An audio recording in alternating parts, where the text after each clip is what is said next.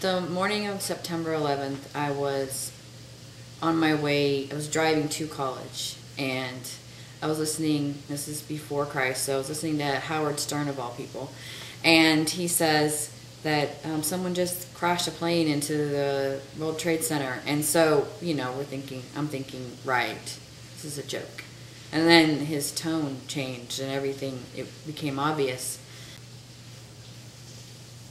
On the morning of September 11th, I was on mid-patrol break. I was on a 270-foot cutter out of New Bedford, Massachusetts. We were tied up in Newport, and really didn't know what was going on until I got a phone call.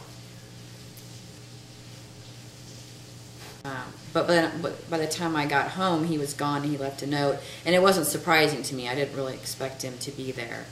And I talked to my mom called me, and did you talk to Rich? No, and let me know that she had called him, and he was like, what? She's like, you need to turn on the television.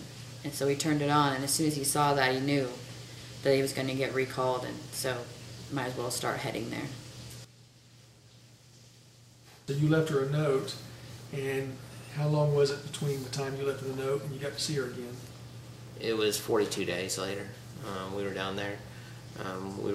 We steamed through the night till we got to New York.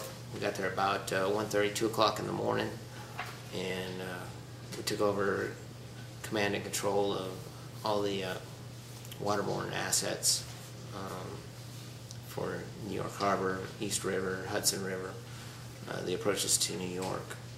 And so if it was on the water, we had control of it. That day, watching the news reports, it was really, I remember my neighbor, we were living on the base at the time, she came over and we were watching, or I went to her house and we were watching because we didn't have cable, and we were just stunned, really, like the enormity of it, and watching it happen and watching the people jumping out of the buildings, and it was really just mind-numbing. It's kind of the only way to really describe it. When we pulled it, about 15 miles off is where you could smell the burnt metal smell of the buildings burning. The first impression was New York City's always lit up, and so you can see the lights of the city, and you can see the dust and smoke cloud. It was traveling from west to east, and you could see it covering most of the land. So It was at night when you made your approach. About what time? about 1:30 in the morning.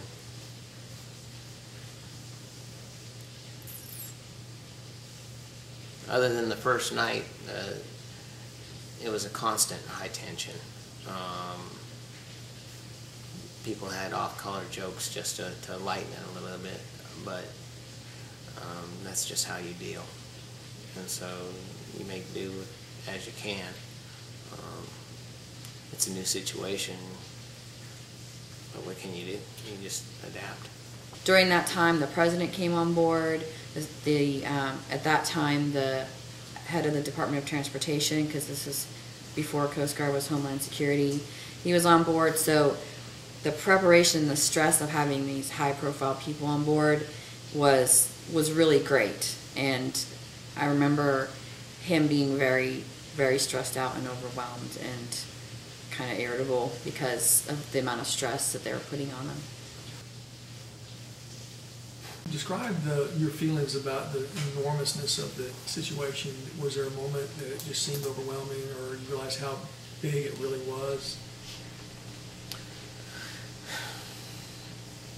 When you go into protective mode, or when you go into, I don't know, it's called Coast Guard mode, what Heather calls it, you put feelings aside and you don't really look at the enormity of it. You take one piece and you adapt it, you take the facts, and you go with what your training gives you, and you shove it down for a while. And it lasts for a while, but eventually you have to have some downtime to just be.